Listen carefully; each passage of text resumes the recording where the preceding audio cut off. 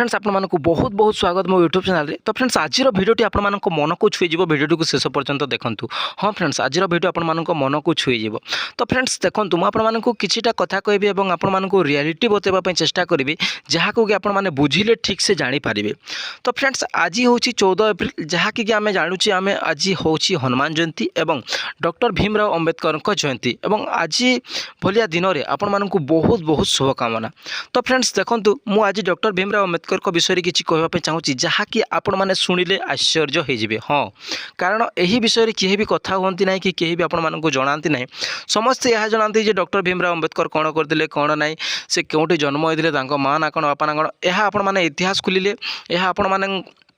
जहाँ को भी पचारिदेले गूगल खोलिले आपण मानक सबकि जनईदेव सबकि बुझेदेव यह विषय मुझे किसी कहवाई चाहूनी मुझे जहाँ कहवाई चाहूँगी रियलिटी और आपण मैंने बुझा दरकार। तो फ्रेंड्स देखंतु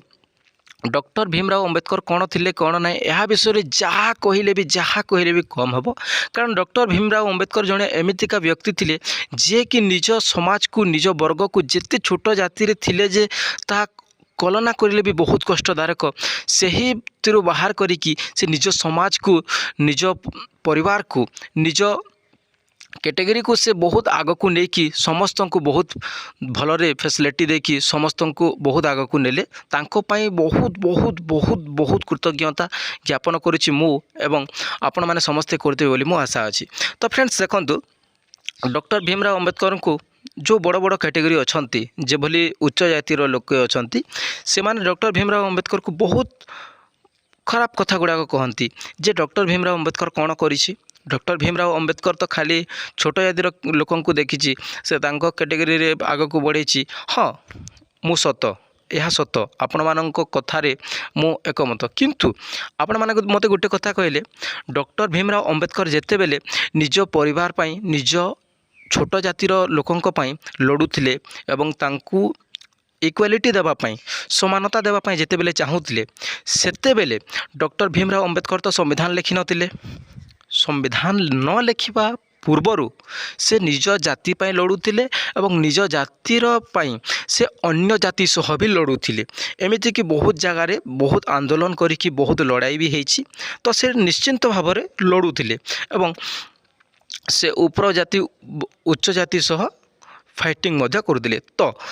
जदि जेते बेले डॉक्टर भीमराव अंबेडकर संविधान लेखिला बेले से यह मध्य तो करि पारि थांते जे बड़ जाति उच्च जातिर लोक माननकु बहुत गुड़ाई फैसिलिटी रू बाहर करिकी छोट जाति को दे पारि थांते। हाँ किछिटा जिनस देछंती जे भली छोट जातिर लोकन को स्कॉलरशिप मिलुछि